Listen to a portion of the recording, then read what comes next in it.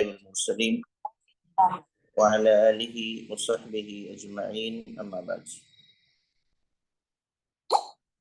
اللہ کے فضل و کرم سے ایک بار پھر ہم اور آپ اللہ کے کلام قرآن مجید کو سمجھنے، پڑھنے اور سمجھ کر اس پر عمل کرنے کے لیے اکٹھا ہوئے۔ اللہ رب العالمین ہم تمام کے اس اکٹھا ہونے کو قبول فرمائے اور اس کا بہترین بدلہ دنیا میں بھی اور آخرت میں بھی عطا فرمائے، آمین تقبل رب العالمین۔ آج کے درس میں جس صورت کو ہم سمجھنے کی کوشش کریں گے وہ ہے سورۃ التکاثر۔ قرآن کریم کی جو چھوٹی چھوٹی صورتیں ہیں ان میں سے ایک اہم صورت یہ سورۃ التکاثر ہے۔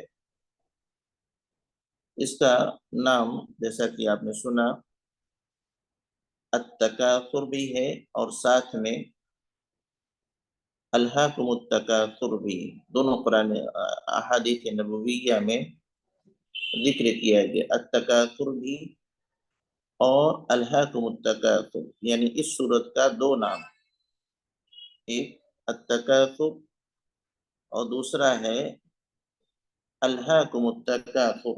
قرآن کریم کا نبی صلی اللہ علیہ وسلم کی احادیث میں اس کا ذکر آیا ہے۔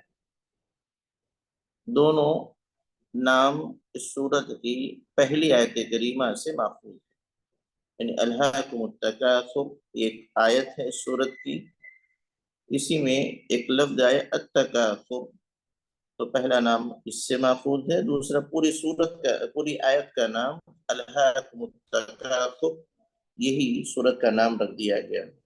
لہذا پتہ یہ چلا کہ اس سورت کا دو نام ہے، ایک تکاثر، دوسرا الہاکم التکاثر۔ یہ مکی سورت ہے، مکۃ المکرمہ میں اس کا نزول ہوا ہجرت سے پہلے۔ آئیے اولاً ہم اس کی تلاوت کریں گے معانی اور پھر ترجمہ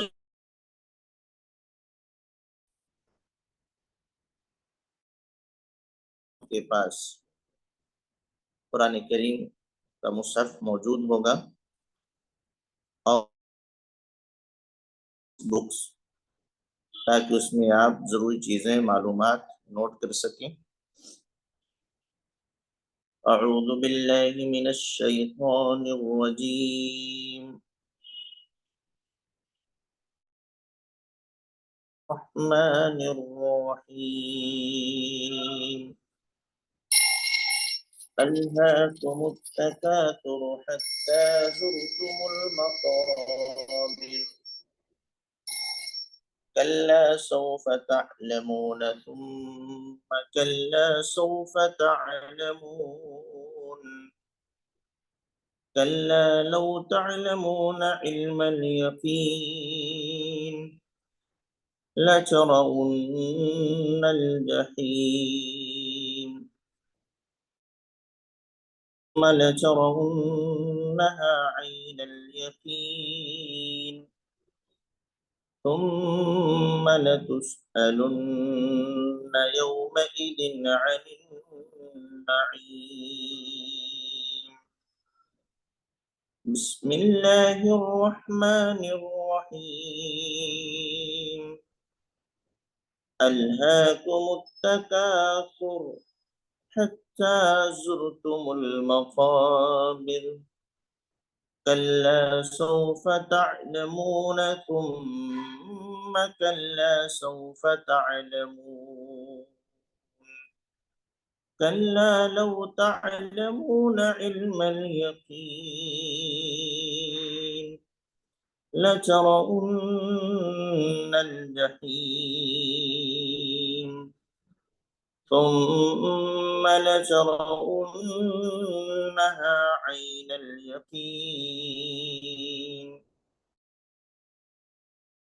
ثم لتسألن يومئذ عن النعيم.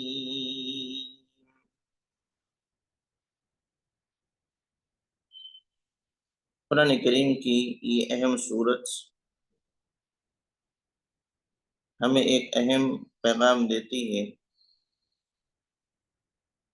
اور وہ یہ ہے کہ آخرت کو کبھی فراموش نہ کریں، بھولیں نہ، ہمیشہ آخرت کو یاد رکھیں۔ ترجمہ کرنے سے پہلے اس صورت کے چند الفاظ ہیں، اس کی میننگ اور معنی جاننا ضروری ہے تاکہ ہمیں ترجمہ کرنے میں، ٹرانسلیشن کرنے میں آسانی۔ پہلا لفظ ہے الہاکم۔ کم کے اندر دو چیزیں ہیں، ایک ہے الہا، دوسرا ہے کم۔ الہا کا معنی ہوتا ہے، لغون سے ہے، غافل کر دینا، کسی مقصد سے غافل کر دینا۔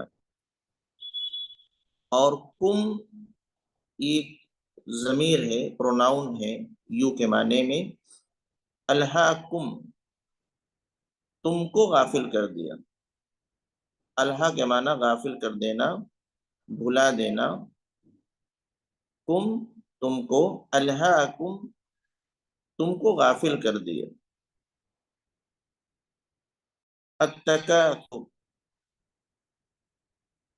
کثرت کی طلب نے، یعنی زیادہ چاہنے کی کوشش نے۔ کیا؟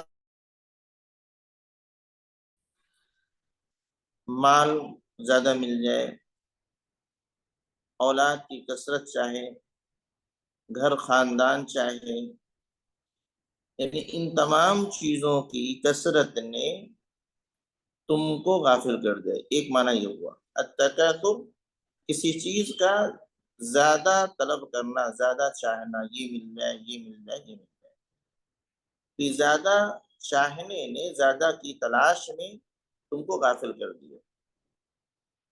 دوسرا مفہوم ہے کہ تم آپس میں ایک دوسرے سے زیادہ بڑھنے میں آخرت سے غافل ہو گئے۔ التکاثر یعنی ایک کے مقابلے میں دوسرا زیادہ چاہ رہا ہے، اس کا اتنا ہوا ہے، میرا اتنا ہونا چاہیے۔ اس نے اتنا کمایا ہے، میں اتنا کماؤں گا۔ اس نے اتنا بنایا ہے تو میں اتنا بناؤں گا۔ تو باہم زیادتی کے مقابلے نے تم کو غافل کر دیا ہے۔ تو الہا غافل کر دینا، کم تم کو، الہا کم تم کو، التکاثر زیادہ کی تلاش نے، یا باہم ایک دوسرے کے سے آگے بڑھنے کی نے تم کو غافل کر دیا۔ تو تکاثر کا دو معنی ہوا، ایک یہ کہ کسی چیز کو کی ذاتی کا مطالبہ کرنا، کوشش کرنا، اسی میں لگے رہنا۔ دوسرا یہ ہے کہ مقابلے میں، کہ ایک نے اتنا کیا ہے تو میں اس سے زیادہ کروں گا۔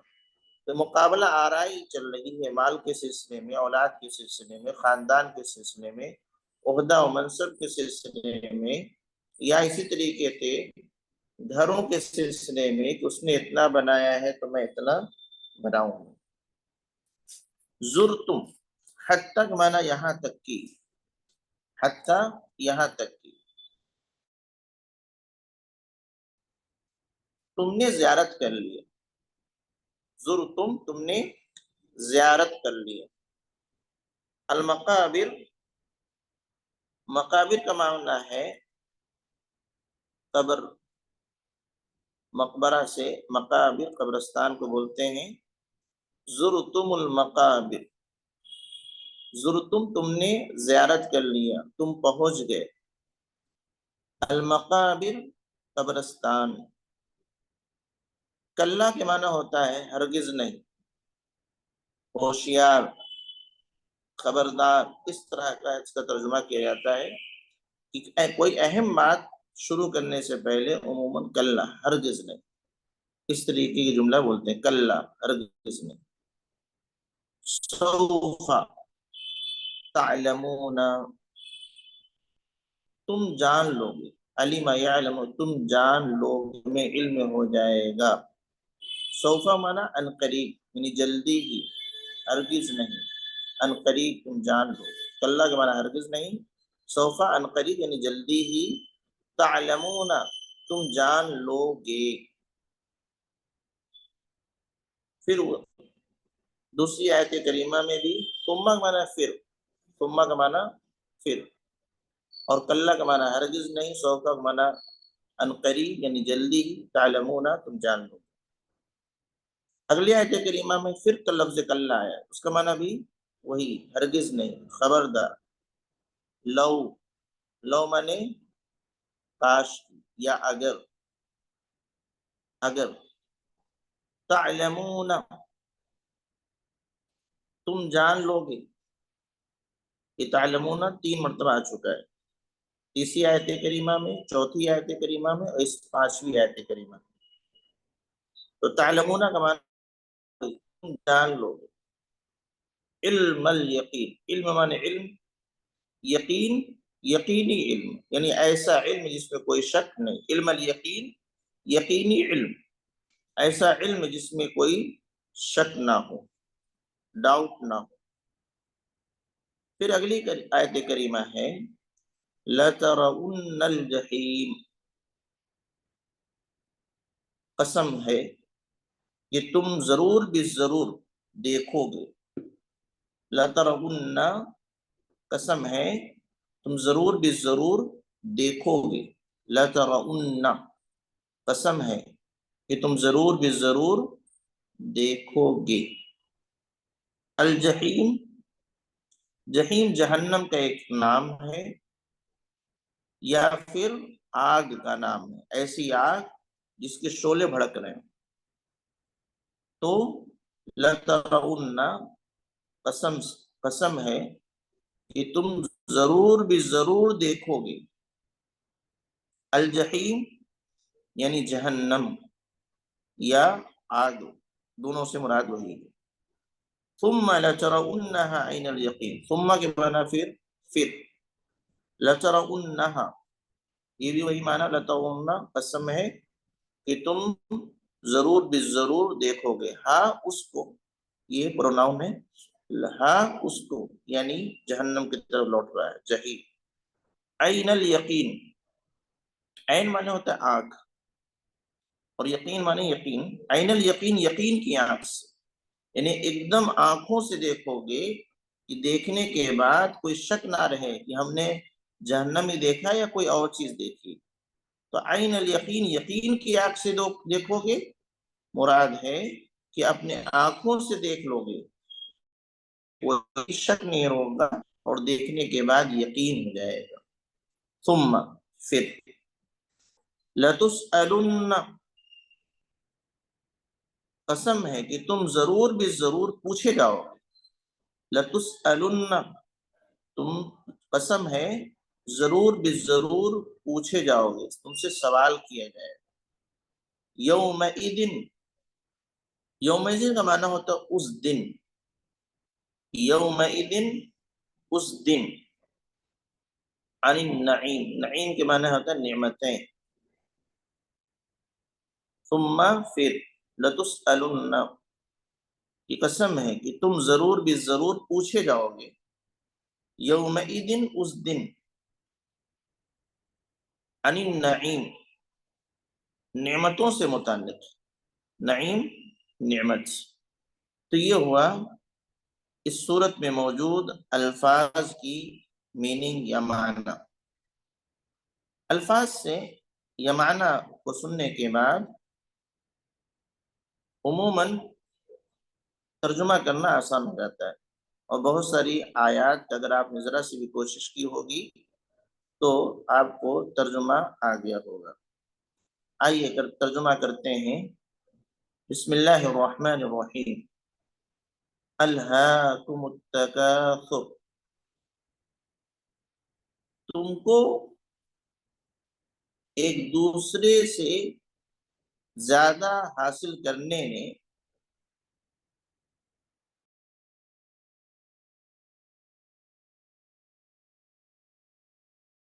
کثرت کی تلاشنے یا ایک دوسرے سے آگے بڑھنے، دو چیزیں ہیں، التکاثر کثرت کی تلاش، دوسرے سے آگے بڑھنے نے تم کو غافل کر دیا ہے۔ تم المقابر، یہاں تک کہ تم قبرستان کی زیارت کر گئے، یعنی قبرستان پہنچ گئے، موت آ گئی۔ الہاکم التکاثر، تم کو کثرت کی تلاش نے یا ایک دوسرے سے آگے بڑھنے نے غافل کر دیا ہے، حتی یہاں تک کہ زرتم المقابر، تم قبرستان کی زیارت کر گئے، یعنی قبرستان پہنچ گئے، موت آ گئی۔ کلا، ہرگز نہیں، سوف تعلمون، ان قریب تم جان لو گے، جلدی ہی تم جان لو گے، سوف ان قریب یا جلدی ہی، تعلمون تم جان لو گے، ثم کلا سوف تعلمون، پھر کلا ہرگز نہیں، سوف تعلمون ان قریب تم جان لو گے، پھر اللہ رب العالمین فرماتا کلا ہرگز نہیں، لو تعلمون علم الیقین، لو تعلمون علم الیقین، کہ اگر تم جان لو گے علم الیقین، یقینی علم، اگر تم جان لو گے یقینی علم، کلا ہرگز نہیں، لو تعلمون علم الیقین، اگر تم جان لو گے یقینی علم، تو یہاں پر ایک جواب محذوف ہے کہ اگر تم جان لو گے یقینی علم کہ آگے کیا ہونے والا ہے، تو آج جو دنیا میں تم غافل ہو کثرت کی تلاش میں، تم باز آ جاؤ گے۔ لَتَرَوُنَّ الْجَحِيمَ، قسم ہے تم ضرور بھی ضرور جحیم کو دیکھو گے، جہنم کو دیکھو گے، آگ کو دیکھو گے۔ لَتَرَوُنَّ الْجَحِيمَ، قسم ہے کہ تم ضرور بھی ضرور جہنم کو دیکھو گے۔ ثُمَّ لَتَرَوُنَّهَا عَيْنَ الْيَقِينِ، پھر قسم ہے لَتَرَوُنَّهَا، کہ تم اس کو ضرور بھی ضرور دیکھو گے، عین الیقین، یقین کی آنکھ سے، یعنی واقعی اپنی آنکھوں سے دیکھو گے۔ ثم لتسألن یومئذ عن النعیم، پھر اللہ رب العالمین ثم لتسألن، پھر تم سے سوال کیا جائے گا، ضرور بھی ضرور تم سے سوال کیا جائے گا، یومئذ، اس دن، عن النعیم، نعمتوں سے متعلق، جو نعمتیں ہم کو ملی ہیں ان تمام تم نعمتوں سے متعلق تم سے سوال کیا جائے گا۔ یہ ترجمہ ہوا، ایک مرتبہ پھر میں ترجمہ کروں گا، غور سے سماعت کیجیے گا۔ الہاکم التکاثر، تم کو غافل کر دیا ہے زیادہ تلاش کرنے نے یا ایک دوسرے سے آگے بڑھنے نے۔ مفہوم، یعنی ہم دنیا کی تلاش میں اتنا آگے بڑھ گئے ہیں کہ اللہ کی اطاعت سے غافل ہو گئے، یہ مراد ہے۔ الہاکم التکاثر، تم کو زیادہ تلاش میں غافل کر دیا ہے، مراد کہ ہم دنیا کی تلاش میں اتنا آگے بڑھ گئے کہ اس کی وجہ سے ہم اللہ کی اطاعت سے غافل ہو گئے۔ ہم غافل ہوئے کس سے؟ الہاکم، کس سے غافل ہوئے ہیں؟ اللہ کی اطاعت سے، اللہ سے، اللہ آخرت کے دن سے غافل ہو گئے، یا ایک دوسرے سے آگے بڑھنے کے چکر میں ہم اللہ کے اطاعت سے غافل ہو گئے۔ دونوں مفہوم ہو سکتا ہے۔ ایک یہ ہے کہ کوئی ہمارے مقابلے میں نہیں، بس دنیا کمانا ہے، کمانا ہے، کمانا ہے، کمانا ہے، ہمارے ریس میں کوئی ہے ہی نہیں، اور ہم اس میں اتنا بزی، اتنا بزی، اتنا بزی کہ اللہ کو فراموش کر گئے، اللہ کو بھول گئے، اللہ کے حکم کو بھول گئے، اللہ کی تعلیمات کو بھول گئے۔ ایک مفہوم یہ ہے کہ ہمارے مقابلے میں کوئی نہیں، صرف دنیا کمانے کے چکر میں ہم اللہ کو بھول گئے۔ اور دوسرا یہ ہے کہ ایک دوسرے کے مقابلے کے چکر میں کہ جتنا ان کے پاس مال ہے اس سے زیادہ مجھے مال بنانا ہے، جتنی بڑی عمارت مکان ان کا اس سے بڑا مکان مجھ کو بنانا ہے۔ تو اس چکر میں ہم نے اللہ کی اطاعت کو چھوڑ دیا، گویا کہ ہم اتنا بزی ہو گئے ایک دوسرے کے سے آگے بڑھنے کے چکر میں کہ ہم اللہ کی اطاعت سے غافل ہو گئے۔ یہ معاملہ کب تک چلا؟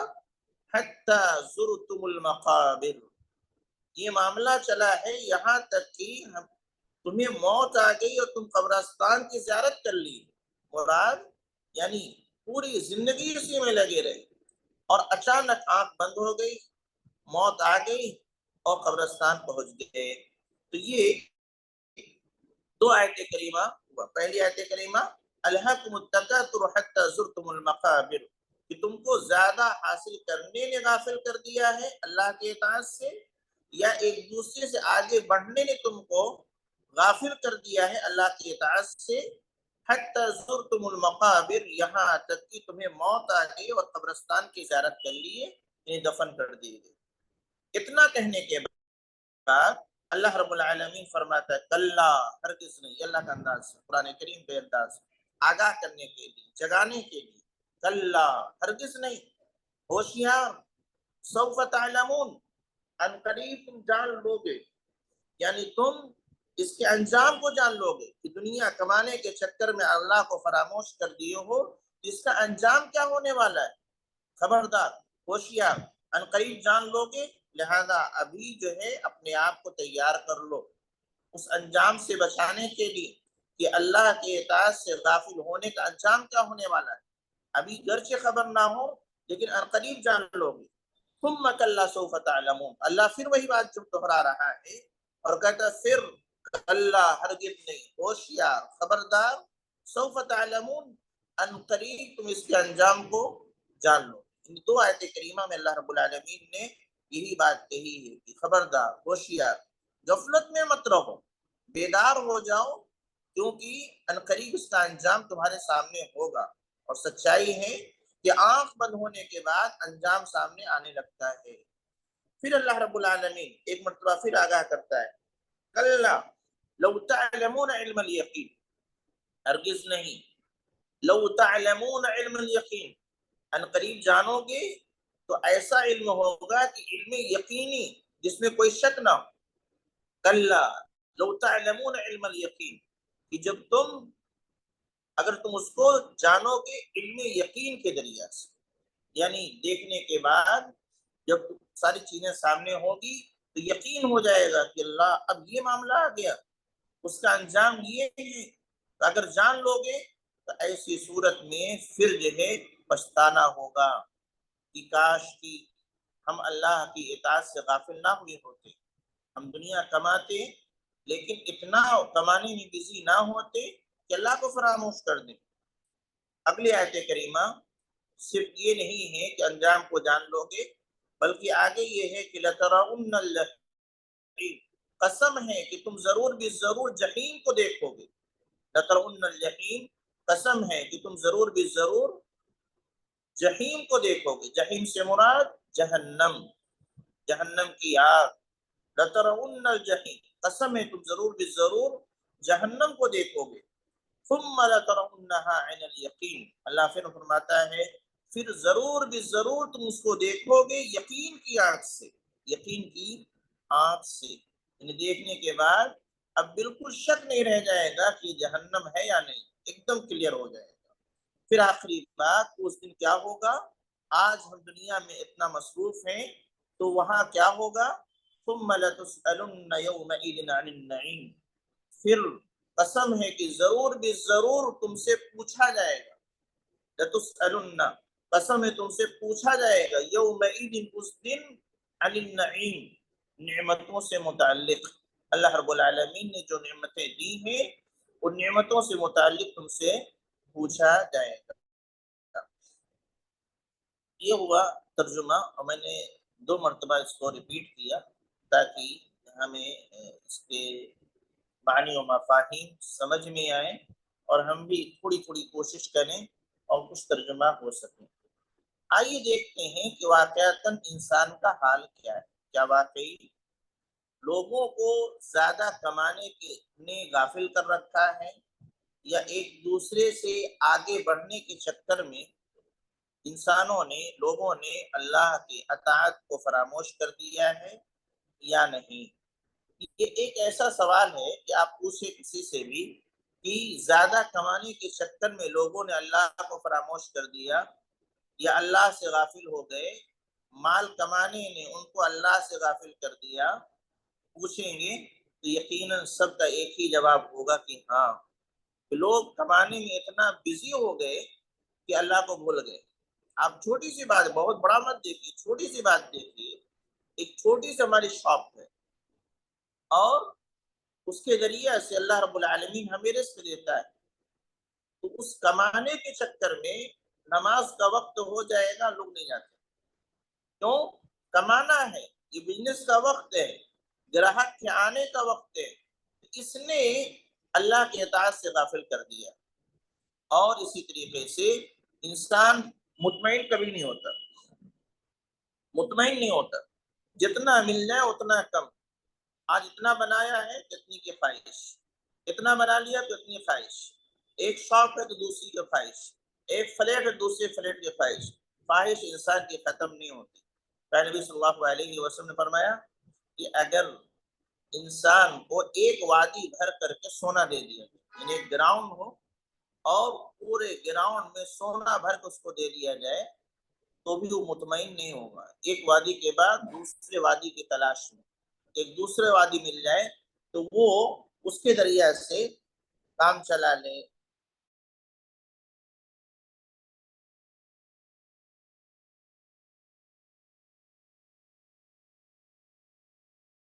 مبارک ہے وہ ذرا دیکھیں کہ اللہ کے نبی صلی اللہ علیہ وسلم نے کیا فرمایا ہے کہ انسان کس طریقے سے مال کے چکر میں پریشان رہتا ہے کہ میرا مال میرا مال میرا مال، اور حقیقت میں اس کا مال کیا ہے۔ عبداللہ بن شقیق رضی اللہ تعالیٰ عنہ صحابی رسول ہیں، وہ فرماتے ہیں کہ میں نبی کریم صلی اللہ علیہ وسلم کے پاس آیا اور اس وقت نبی کریم صلی اللہ علیہ وسلم یقرأ الہاکم التکاثر، اس وقت اللہ کے نبی صلی اللہ علیہ وسلم سورہ تکاثر کی تلاوت فرما رہے تھے، اور اللہ کے نبی صلی اللہ علیہ وسلم نے اسی سورت کی تلاوت کے وقت کرتے کرتے آپ نے آگاہ کیا، یقول الانسان، کہ انسان کہتا ہے کہ مالی مالی مالی، میرا مال میرا مال، حالانکہ اس کا مال وَهَلْ لَكَ يَا ابْنِ آدم مِنْ مَالِكَ إِلَّا مَا أَكَلْتَ فَأَفْنَيْتَ أَوْ لَبِسْتَ فَأَبْلَيْتَ أَوْ تَصَدَّقْتَ فَأَمْضَيْتَ۔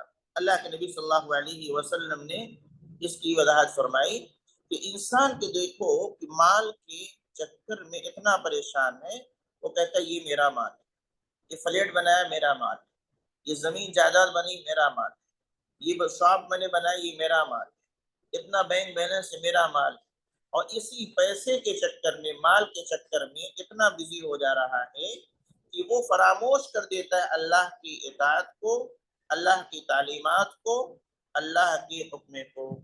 اللہ فرماتا ہے یا ابن آدم، اللہ کے فرماتے ہیں یا ابن آدم، اے ابن آدم، من مالک، آپ کا جو مال ہے نا اس میں سے تمہارا کتنا ہے، یعنی ایک انسان کے پاس کروڑوں کا بینک بیلنس ہے، بڑی پراپرٹی، تو اللہ کے نبی فرماتے یا ابن آدم، اے ابن آدم، من مالک، تمہارے اس مال میں سے تمہارا کتنا ہے، کہا ما اکلتا فافنیتا، فرمایا کہ اس میں سے تمہارا اتنا ہی کہ جو تم نے کھایا اور ہضم کر لیا۔ دوسرا، او لبستا فابلیتا، یا جو پہنا اور پہن کر کے بوسیدہ کر دیا، پرانا کر دیا۔ او تصدقتا فامزیتا، یا اللہ کے راستے میں صدقہ کر دیا، وہ گزر گیا اور آگے کام آنے والا ہے۔ اس پورے مال میں سے ایک انسان کا یہی اتنا مال ہے جو اس کو فائدہ پہنچاتا ہے، بقیہ اس کا مال نہیں رہتا، وہ مال پھر بعد کے لوگوں کے لیے، آنکھ بند ہو گئی کوئی اور فائدہ اٹھاتا ہے، وارثین کو پہنچ جاتا ہے، اولاد کو پہنچ جاتا ہے، لیکن پوری زندگی وہ بندہ مال کمانے کے چکر میں اتنا مصروف ہو گیا تھا کہ اس نے اللہ کی اطاعت کو، اللہ کی تعلیم کو، اللہ کے حکم کو فراموش کر دیا۔ تو پتہ یہ چلا کہ ہمارے مال کا وہی حصہ ہمارا ہے جو ہم کھا لیں، جو ہم پہن لیں، اور جو ہم اللہ کے راستے میں صدقہ کر دیں، بس یہی ہمارا ہے، بقیہ اپنا نہیں ہے، بلکہ وہ دوسرے وارثین کا ہے، اولاد کا ہے، دوسرے لوگوں کا ہے۔ لہذا انسان کو یہ سوچ کر کے اپنے بارے میں غور کرنا چاہیے کہ اتنی محنت کرنے کے بعد ہمارا اتنا ہی ہے، اور اس کی وجہ سے ہم اللہ کو فراموش کر دیتے ہیں، یہ میرا کتنا بڑا خسارہ ہے۔ اور جو جن لوگوں کے لیے ہم نے بنایا، بعد میں وہ دعا کرنے کے لیے بھی تیار نہیں ہوتے، بعد میں وہ دعا کرنے کے لیے بھی تیار نہیں ہوتے۔ اس لیے انسان کو فکر مند رہے۔ میں یہاں تھوڑی سی بات کرنا چاہوں گا کہ اللہ کے نبی صلی اللہ علیہ وسلم فرمایا کہ انسان کہتا مالی مالی مالی، میرا مال میرا مال میرا مال، اس میں سے صرف تین چیزیں ہیں جو اس کا ہے، ایک کھانا، دوسرا پہننا، اور تیسرا اللہ کے راستے میں صدقہ کرنا۔ کھانا اور پہننا یہ انسان کی ضرورت ہے، تو اس میں اللہ رب العالمین حکم دیتا ہے، پیارے نبی صلی اللہ علیہ وسلم حکم دیتے ہیں کہ اپنی ضرورت پوری کیجیے، لیکن فضول خرچی سے بچیے، فضول خرچی نہیں کرنا، جو ضرورت پوری کیجیے۔ خوبصورتی، زینت اختیار کرنا ہے، زینت اختیار کیجیے۔ ان اللہ جمیل یحب الجمال، اللہ رب العالمین خوبصورت ہے، خوبصورتی کو پسند کرتا ہے۔ تو اچھا پہنا جا سکتا ہے، اچھا کھایا جا سکتا ہے، لیکن اس میں دکھاوا نہیں ہونا چاہیے، ریاکاری نہیں ہونا چاہیے، واہ واہی نہیں لوٹنا چاہیے، بلکہ جو ہے اپنے طور پر اللہ رب العالمین نے جو دیا ہے اس اعتبار سے کھائیں پہنیں۔ تیسری چیز ہے او تصدقتا، یا جو تم نے صدقہ کر دیا وہ تمہارا ہے جو آخرت میں کام آنے والا ہے۔ اس صدقہ سے مراد کیا ہے؟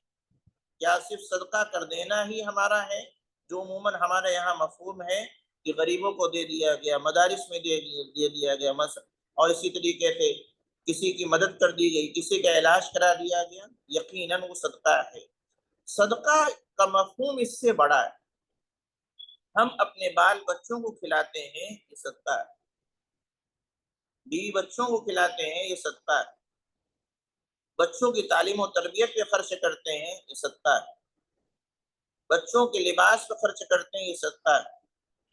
والدین پر خرچ کرتے ہیں، یہ صدقہ ہے۔ بھائی بہنوں پہ خرچ کرتے ہیں، یہ صدقہ ہے۔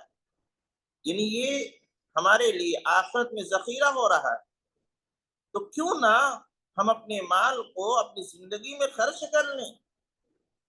پتہ نہیں بعد کے لوگ اس کو ہماری جانب سے خرچ کریں کہ نہیں کریں گے۔ اللہ کے نبی صلی اللہ علیہ وسلم کی حدیث مبارکہ اسی آیت کے ضمن میں ہے، اسی صورت کے ضمن میں ہے کہ بندہ کہتا ہے مالی مالی مالی، میرا مال،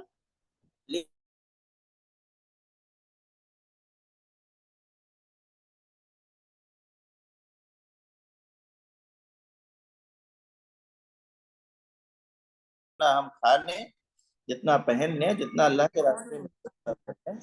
اور صدقہ کا مفہوم ذکر کیا گیا کہ ہم جو الغریبوں کو دیں، فقراء کو دیں، مساکین کو دیں، یا مسجد میں، مدرسے میں، یا اس کے علاوہ ہاسپٹل میں دوسروں کی مدد کر دیں، علاج کرا دیں وغیرہ، وہ بھی صدقہ ہے۔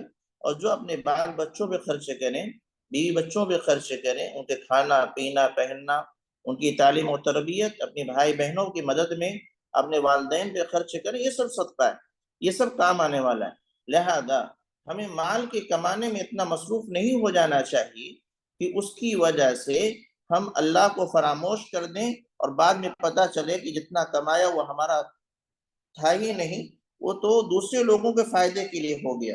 اس لیے ہمیں اپنی زندگی ہی میں کما کر کے خرچ کرنے کی کوشش کرنا چاہیے، اور دوسروں کے حقوق کی ادائیگی میں لگے رہنا چاہیے۔ اور آگے بڑھتے ہیں، اللہ کے نبی جناب محمد رسول اللہ صلی اللہ علیہ وسلم سے پوچھا گیا کہ قیامت کے دن کن چیزوں کے متعلق سوال ہوگا، جو آخری آیت کریمہ آئی ہے اس میں کہا گیا کہ ثم لتسألن یومئذ عن النعیم، کہ تم سے قیامت کے دن ضرور بھی ضرور نعمتوں کے بارے میں پوچھا جائے گا۔ یہ بڑا اہم معاملہ ہے کہ ہم اور آپ غور کریں کہ اللہ کی نعمتیں ہم پر ہیں، تو ان نعمتوں کے متعلق رب العالمین ہم سے سوال کرے گا۔ تو یہی سوال کیا نبی صلی اللہ علیہ وسلم سے پوچھا گیا تھا کہ کون سی چیزیں ہیں جن سے متعلق ہم سے سوال کیا جائے گا، کون سے نعمتیں ہیں؟ ابو ہریرہ اللہ تعالیٰ عنہ راوی حدیث ہیں، فرماتے ہیں ان اول قال رسول اللہ صلی اللہ علیہ وسلم، اللہ کے نبی صلی اللہ علیہ وسلم فرمایا ان اول ما يسأل عنه يوم القیامة العبد من النعیم، کہ سب سے پہلے بندہ قیامت کے دن جن نعمتوں کے متعلق سوال کیا جائے گا، ان نعمتوں میں سے سب سے پہلی نعمت ہوگی ان یقال لها، اس سے کہا جائے گا الم نصیح لک جسمک ونرویک من الماء البارد۔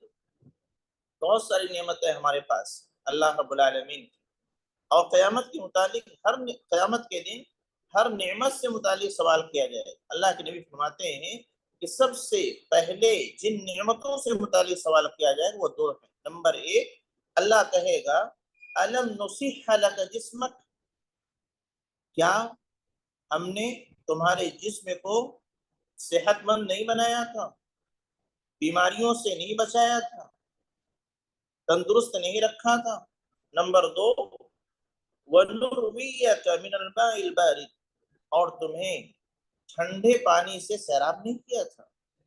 آپ تصور کریں، الحمدللہ اللہ کی نعمتیں ہمیں حاصل، ہم چل رہے ہیں، پھر رہے ہیں، کھا رہے ہیں، پی رہے ہیں، سو رہے ہیں، جاگ رہے ہیں، اللہ کا فضل ہے۔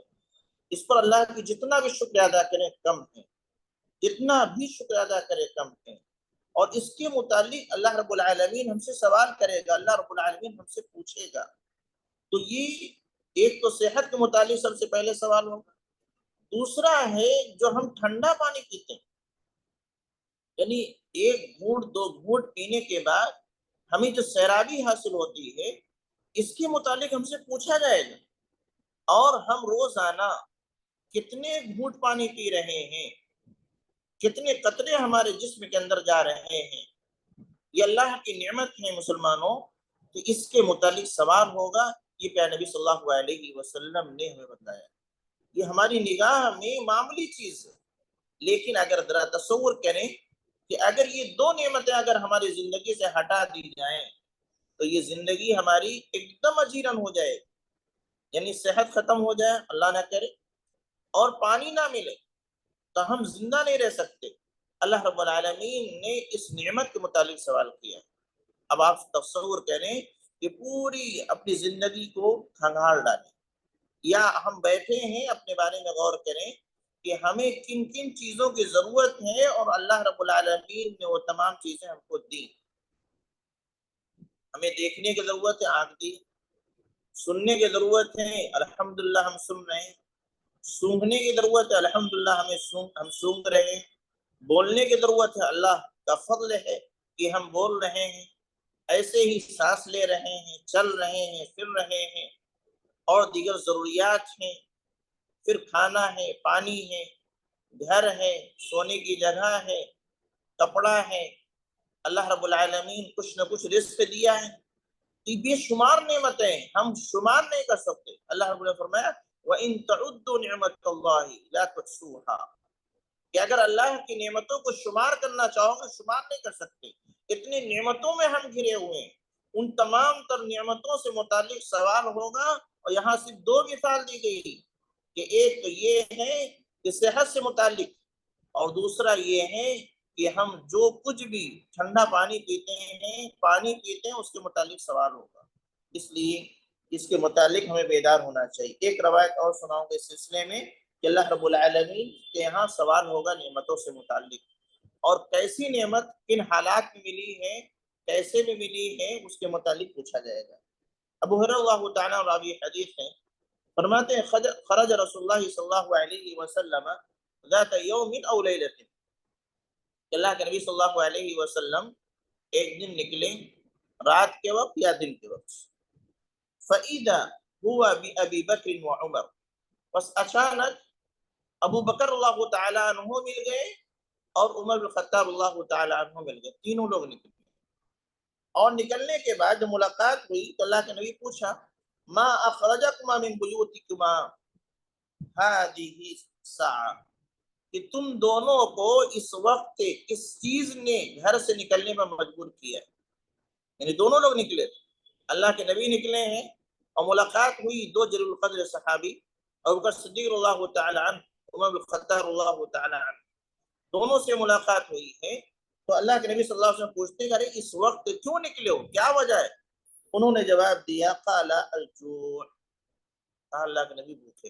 اللہ اکبر، یہ ہمارے صحابہ اللہ کی مقرب بندے ہیں جن کے ذریعہ سے اللہ رب العالمین نے اس دین کو پروان چڑھایا۔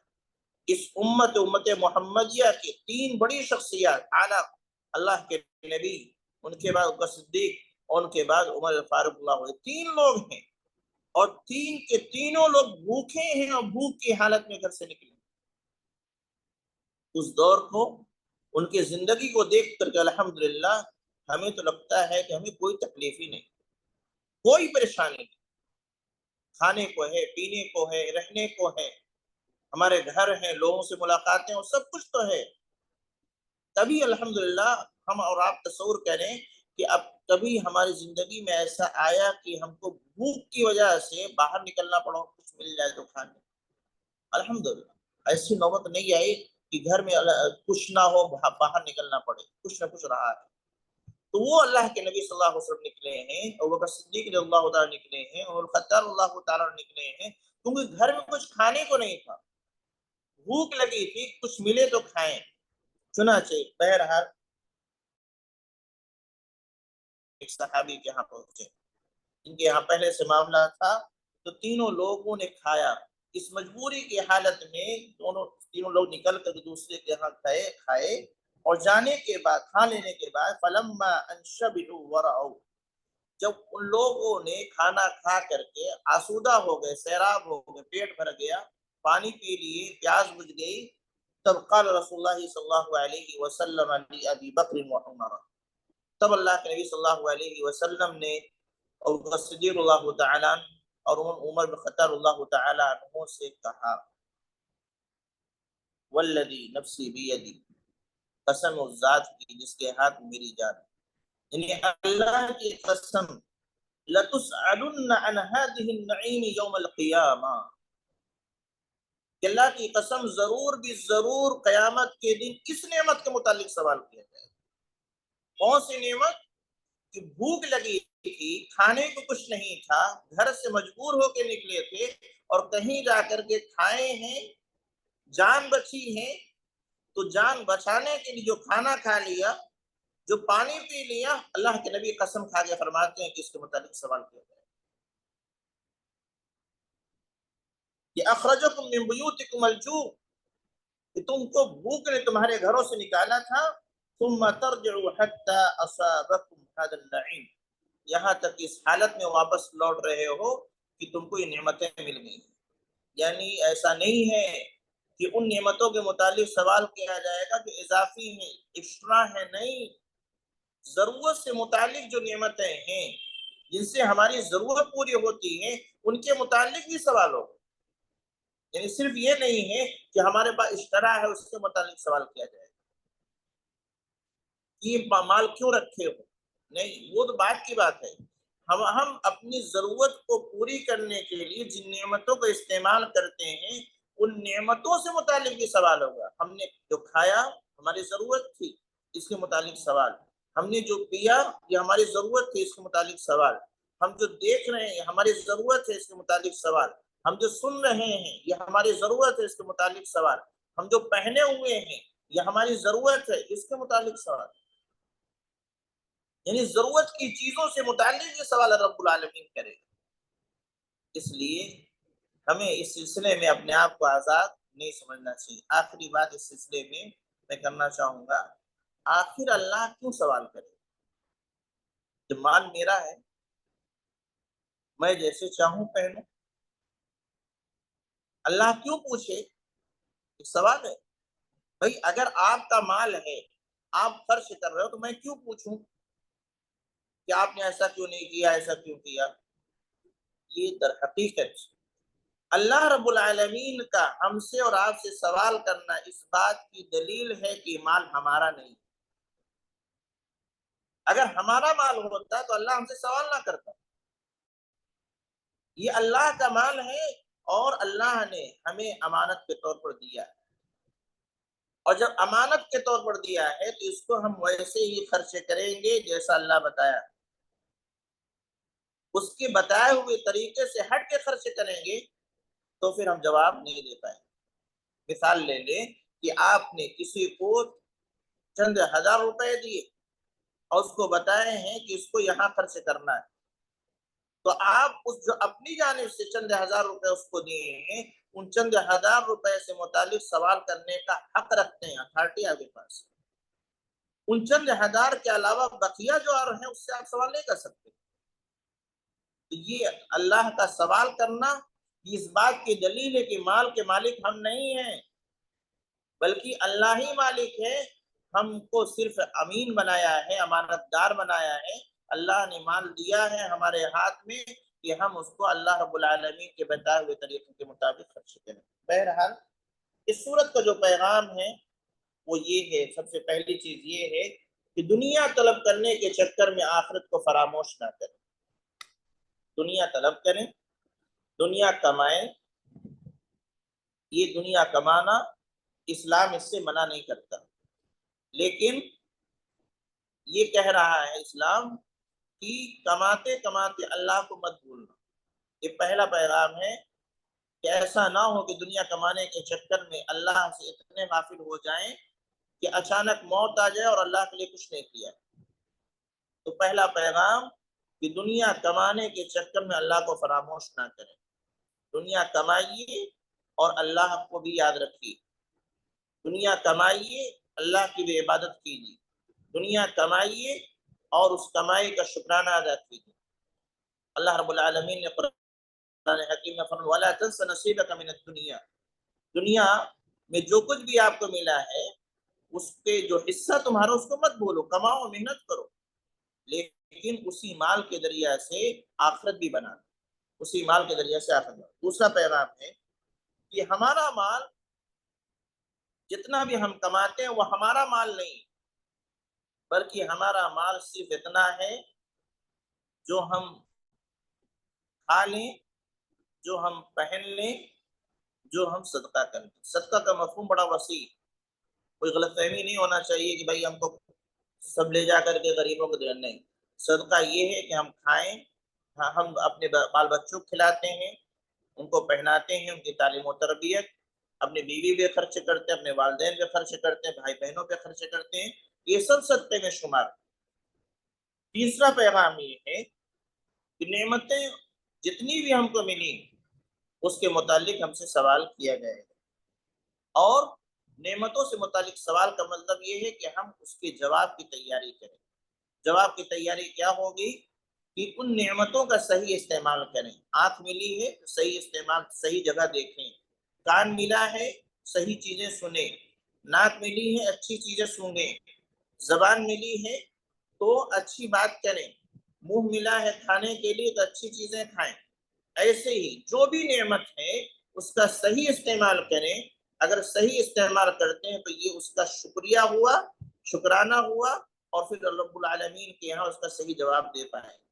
لیکن اگر غلط استعمال کریں گے تو گویا کہ نعمتوں کا جواب ہم نہیں دے پائیں گے۔ اور آخری پیغام یہ چوتھا ہے کہ آخرت یقینی ہے، ہر شخص اس کو اپنے آنکھوں سے دیکھے گا، یقین کی آنکھوں سے دیکھے گا، اس میں کوئی شک نہیں ہونا چاہیے، کوئی ڈاؤٹ نہیں ہونا چاہیے کہ پتہ نہیں قیامت آئے گی کہ نہیں آئے گی، نہیں، وہ یقینی۔ یہ چار پیغام میں نے اخذ کرنے کی کوشش کی ہے۔ اس صورت کا پہلا یہ ہے کہ مال کمانے کے چکر میں، دنیا کمانے کے چکر میں اللہ کو فراموش نہ کریں، کمائیں لیکن آخرت کو فراموش نہ کریں۔ دوسرا یہ ہے کہ ہمارا مال اتنا ہی ہے جو ہم کھا لیں، جو پہن لیں، جو اللہ کے راستے میں صدقہ کر دیں۔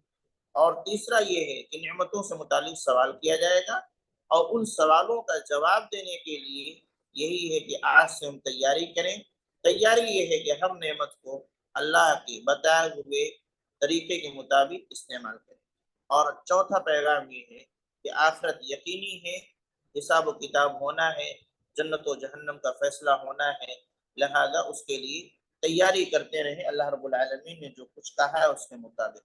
لہذا آج کا یہ درس مکمل ہو رہا ہے۔ میں معذرت خواہ ہوں کہ لائٹ کی پرابلم کی وجہ سے کچھ دشواریاں آپ کو آئیں، انشاءاللہ اس پر بھی آج تمام کو اجر ملے گا۔ اور گزارش ہے کہ تھوڑا سا اپنے نوٹس بک کا استعمال کرتے رہیں، باتیں کو نوٹ کرتے رہیں، اور جہاں باتیں نہ سمجھ میں آئے وہ سوال کر سکتے ہیں۔ جزاکم اللہ خیر، بارک اللہ فیک۔